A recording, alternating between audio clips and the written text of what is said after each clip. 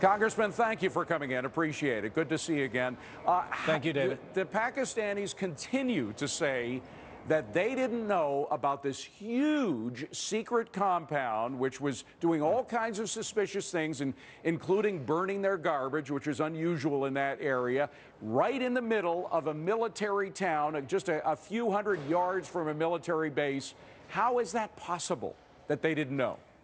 Well, I think obviously questions need to be answered, David, but let me just say, first and foremost, this is a week that will be remembered by generations of Americans as a time when justice delayed was justice served. I want to commend President Barack Obama. I want to commend his predecessor, George W. Bush.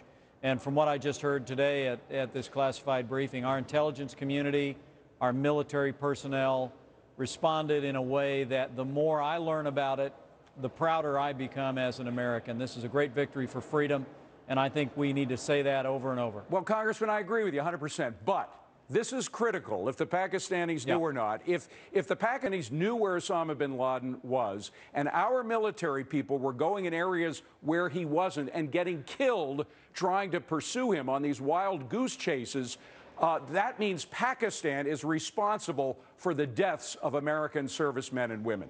That is unconscionable. David, questions need to be answered, and our relationship, which involves a significant amount of military support, is a critical alliance in the war on terror.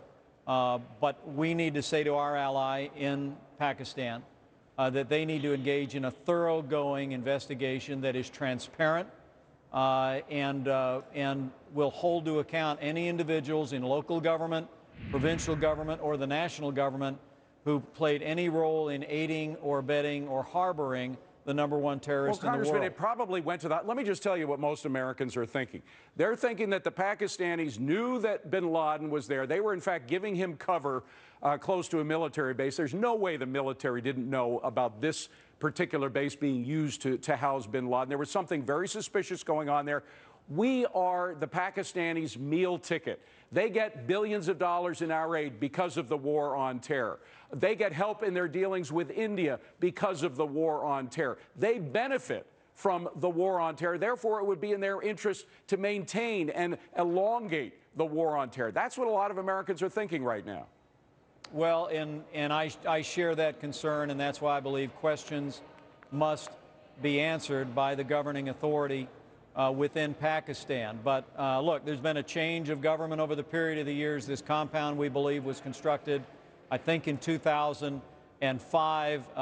It was as facilities like this and most of the housing in that part of the world it was a walled facility.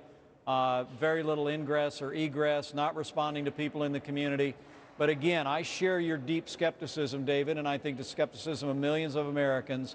How on earth could you have the most notorious terrorist on the planet living just outside your, I believe, most populous city in Pakistan, near a military academy, and in an area where a great number of military retirees live, and have absolutely no one in the community, in local government or provincial government or law enforcement, have any idea he was there?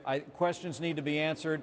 We're calling on the government of Pakistan to engage in a thorough and public investigation into public officials who may have had knowledge, and to hold people to the strictest account in this matter. It's absolutely essential, and the people of Pakistan and their government should know that their willingness to engage in a thorough and transparent investigation in this matter will have a bearing upon our relationship and the nature of U.S. support going forward. If Americans died as a result of the government of Pakistan withholding information about where bin Laden was, I don't consider them an ally. I never will. Again, Mike Pence, good to see you. We have to run. Thank you for being here. Back to you, Liz. Thank you, David. He created the